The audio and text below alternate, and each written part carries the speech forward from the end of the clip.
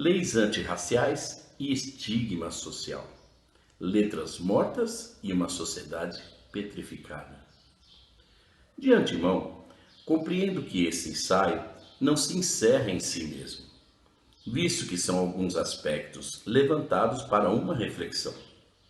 Nesse sentido, quando nos reportamos com fenômenos sociais como o racismo, por exemplo, aguça em nossos íntimos uma mistura de curiosidade, perplexidade e tentativa de buscar hipóteses de sua institucionalização, em especial no Brasil.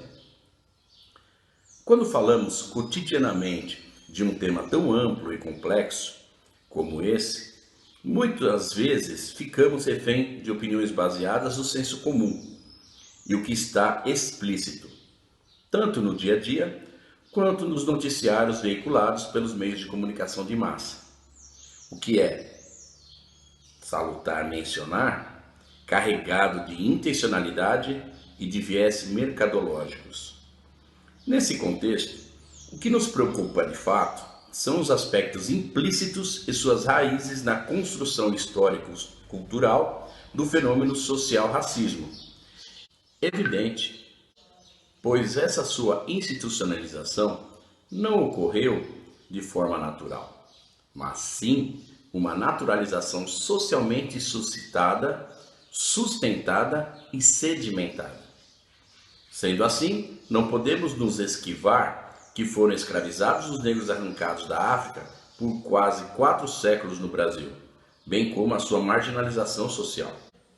No entanto, para romper com o paradigma da institucionalização racista no Brasil, em prol de uma democracia racial, em tese, precisamos transpor além-mar de uma situação temporal de um país escravocrata que teve sua abolição, mesmo que há controvérsias com a Lei Áurea, para uma situação atemporal de uma abolição de estigmatização social petrificada em nossa sociedade brasileira.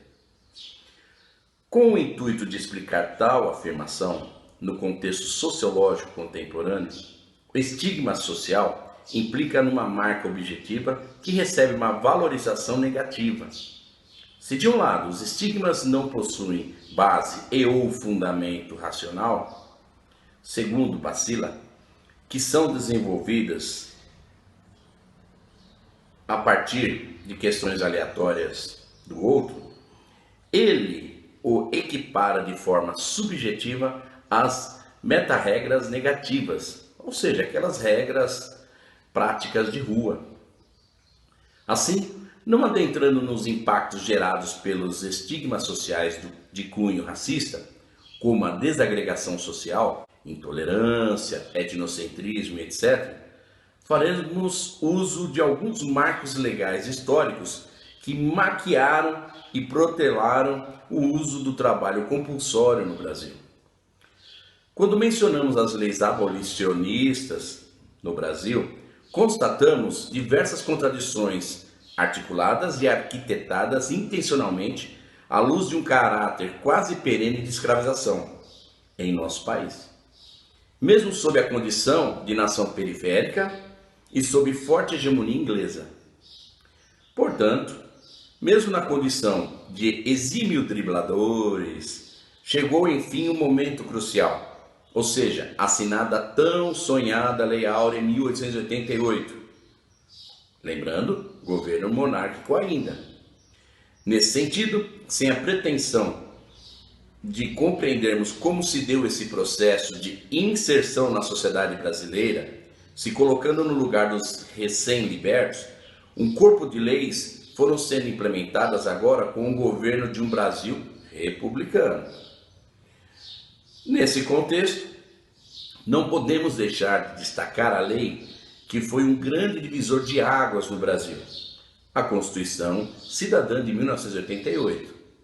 No entanto, parece que a condição de exímios grandes dribladores que somos, mesmo com a Lei Mater, outras leis complementares tiveram que ser promulgadas com o intuito de ratificar e reiterar a legitimidade de combate ao racismo. Assim, como se fosse um toque de mágica, as leis, pelo menos no texto legal, garantem que fenômenos sociais como o racismo tendem a se erradicar de vez do país. Por engano. Tal afirmação não considera muitos atenuantes que foram se perpetuando nas entranhas da nossa sociedade e latentes e ou obscuras nas instituições sociais. Nesse sentido, fenômenos sociais como o racismo no Brasil conta com um elemento atemporal.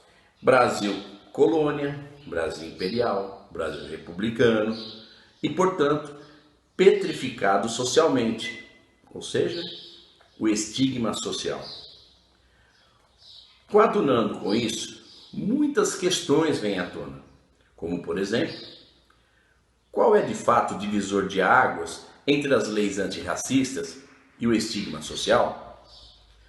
Até quando continuaremos atuando como exímios dribladores e não enfrentamos em nosso cotidiano a desconstrução desse estigma? Será que essa condição de petrificação e excludente nos impede de emancipação enquanto nação no mundo?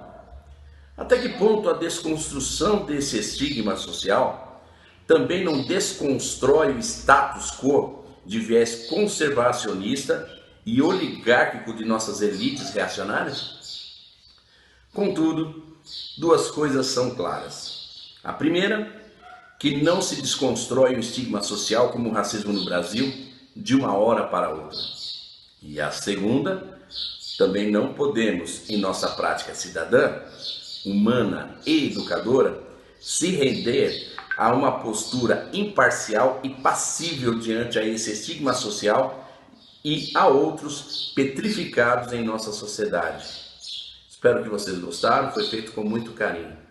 Abraço e até mais.